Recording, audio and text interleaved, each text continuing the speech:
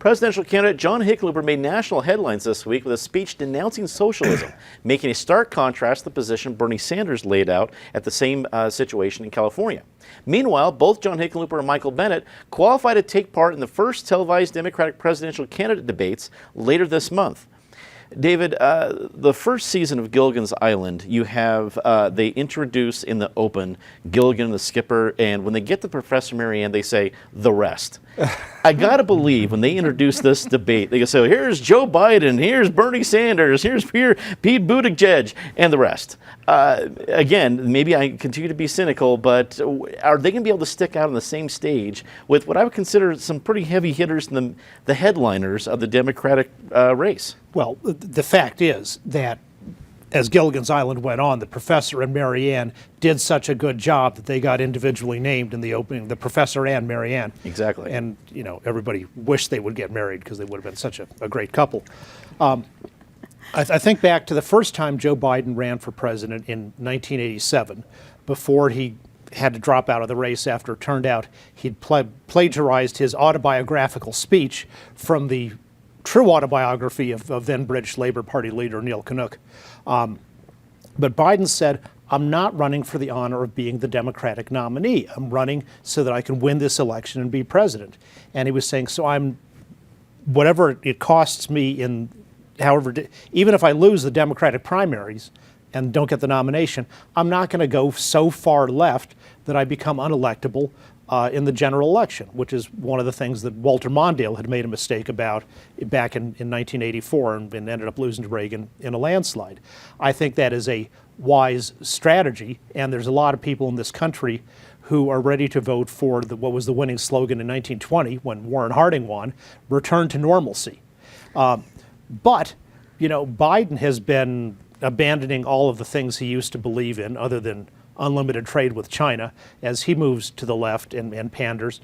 So I think there is an opening for Hickenlooper in there. His contributions went way up after he said, no, I'm not a socialist, and we can have a welfare state and government intervention in the economy in lots of ways, but he rejected socialism, and I think that's the mainstream position of most Americans today, but not necessarily of the control of the party. So Hickenlooper's got a good approach to winning the general election, although I will say he hurt himself a lot when he went to Al Sharpton's organization and groveled before the most infamous racist on the national political stage today and said we should have a study of what Sharpton calls reparations, as if some guy who's an Ethiopian cab driver who came here as a refugee 15 years ago should have to pay higher taxes so they can support our organizations like Charlatans.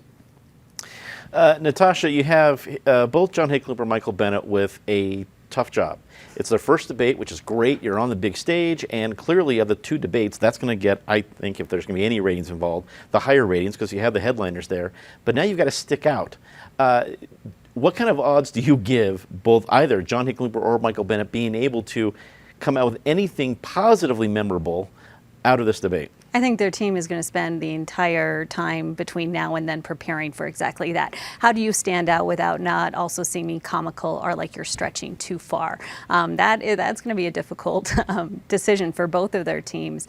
I think there's actually two lessons to be learned in prep for that from local races recently. One, last Sunday, the Democrats had their first forum looking at the Senate race against Cory Gardner. There were, I think it was 8 or 9 people speaking that day, and it gets to be a long day. I mean, it was a pretty lively format. They had good questions, good presentation from all the candidates, but it's a long night. So add even more candidates into that on a presidential level. It'll be interesting to see how that plays out. And then my other point is for local races is the runoff. You know, it was a very different municipal race when you had all kinds of candidates on the ticket. It's a very different thing when you're a runoff situation. You have 2 people. Ultimately, the Democrats want to take back the White House. So all of this debate coverage, figuring out who is going to be the forerunner, they may get distracted, but their ultimate goal, which they really do have to stay focused on if they want to reach it, is figuring out who could defeat President Trump.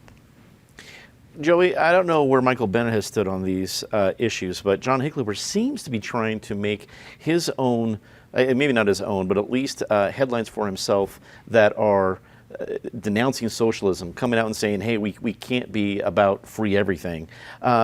In this day and age, while that might be viable in a general election, doesn't seem it's going to get a whole lot of cheering at Democratic events right now, just from what you're seeing from everybody else. Can he stand on that for long? Well, first off, I want to point out that I think that you made the Gilligans Island point just so that I wouldn't do it when you got to me. So congratulations. But, Hickenlooper has picked a lane, but is that lane going where the party's going? And I don't think it is. He practically got booed off the stage in California a couple of weeks ago when he spoke against socialism. And, I don't know. So I think he's going to tell us whether, that was about California or whether it was about the Democratic Party. As far as the debate goes, he and Bennet are in the top 20 out of 24. I'll be more impressed if they're on stage in Milwaukee next summer. I don't know how much this says. They've got a long way to go and a short time to get there. So I see your Gilligan's Island and raise you a Smokey and the Bandit. As always, Joey, the better comment made by you. I absolutely go with that. Patty, wrap it up for us. You know John Hickenlooper very well. We have watched Michael Bennet in his political career here pretty closely. Who has the better shot at sticking out in a positive fashion in that kind of environment? On the 3-hour tour, to go back to Gilligan's Island, with 5 moderators and 10 people, you can't even imagine the logistics of having any kind of useful discussion.